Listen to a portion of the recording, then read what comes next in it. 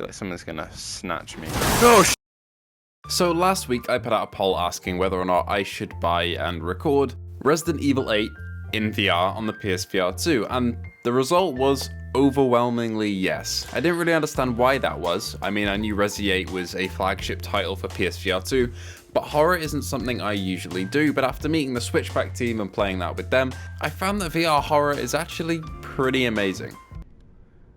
this is cool. I did notice the...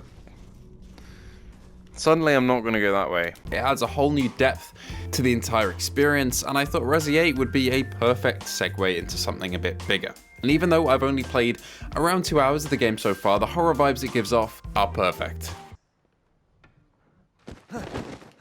What is that? I hear shit to my left as well. What is... Ah, fuck! Oh, Jesus Christ!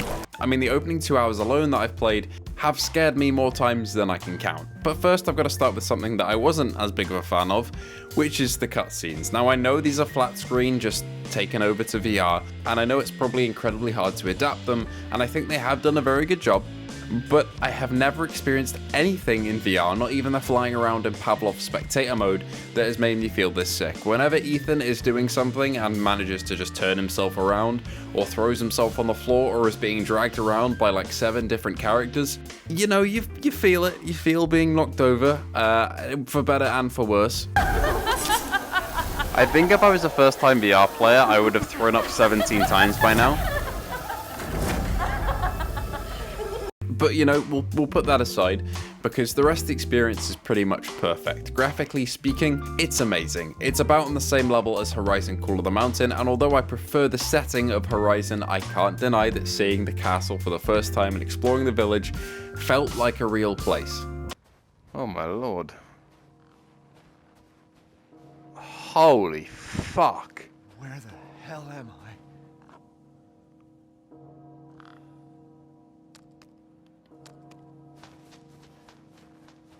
I am speechless. It's like the first time I saw the massive, like, World Eater thing on Horizon.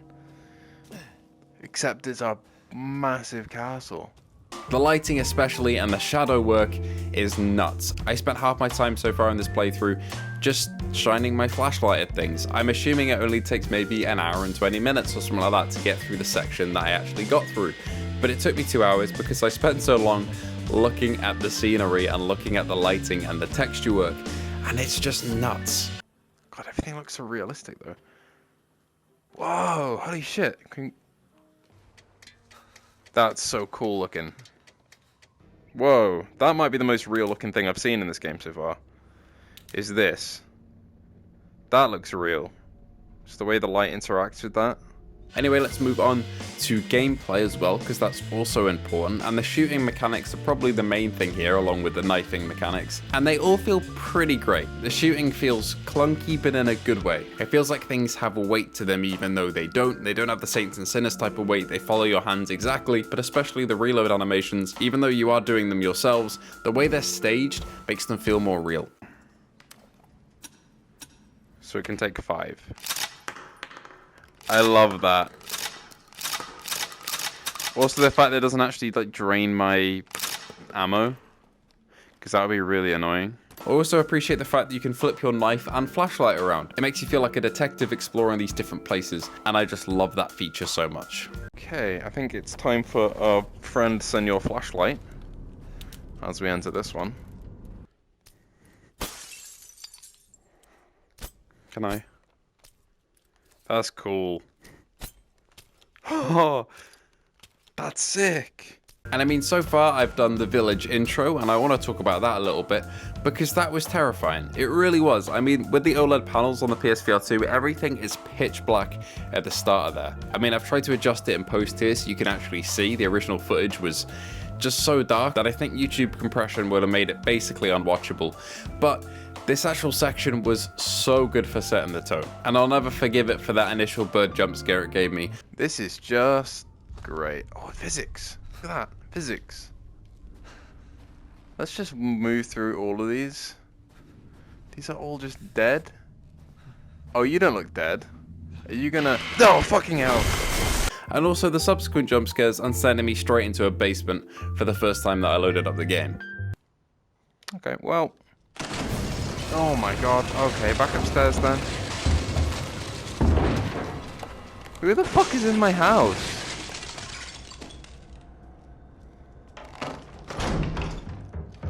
Oh good, great. Okay, well this doesn't look sus at all. Oh fuck. Oh shit, hello. Oh great, another thing happens in my hand. Right, well, I didn't silence me like fucking Hulk smash thrown through a bloody window, man. Also, seeing actual human scale people in VR is something that I'll never get over. It was the same with Aloy and Horizon, it's the same with all the characters in Half-Life Alyx. Seeing other humans at full scale, properly rigged and animated, and feeling like real people will just never get old. It really won't. It's incredible. And the next section has you face off against loads of enemies, and you're meant to get killed, essentially. You're meant to be beaten, but I didn't know this, so I spent the next 20 minutes running around panicking, shooting at everything, and trying to use my ammo as economically as possible along with my knife, and of course failing, because that's just how it is. You dickhead. Alright, we've been all fucking knife fight then, eh? Yeah, bitch. Oh, ow, okay, you won. Ow, ow, fuck you, ow. What the fuck is that?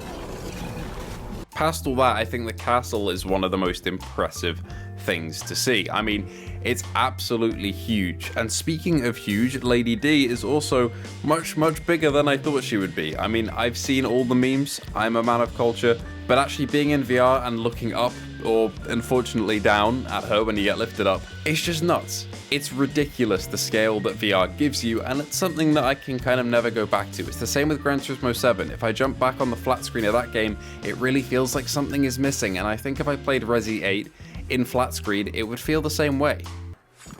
Holy shit. Ow, what the fuck? Ow. Okay. I also have a very big hat. Oh, ow, the fuck? I feel like I shouldn't be looking at this angle. I must admit I'm awful at puzzles, so I spent a lot of time wandering around the castle, doing circles around myself and getting scared by the absolutely impeccable audio design. But you know, I can't complain because I got to basically explore every single little bit of the castle so far, and when I eventually did progress and go onto the smaller dungeons and everything like that, it was awful. I hated that. I hated that so much. I think that was the demo that first came out with the game, was a section like that. I never played it, but I saw footage of it, and now I had to live it. But this is horrendous. Oh, Christ, on a bike. Oh, I'm ready for Jump Scare Town now. Okay. Oh, God. I'm expecting a jump scare. I'm moving slow. Fuck it. Maybe I move fast. Maybe I give him a power move. And I fuck him up! I hear things, though. That's the issue. Hello? What are you?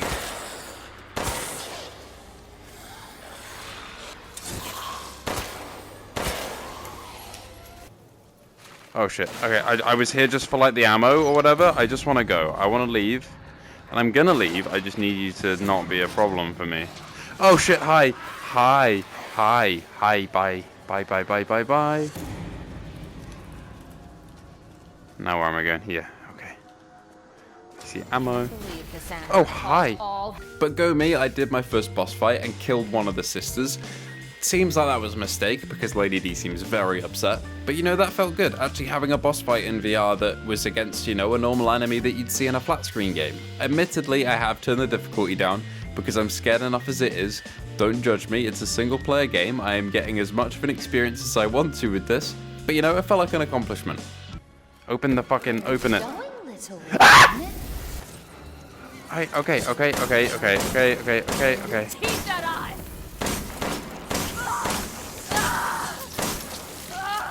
How many bullets do you take? And bonk. I did it.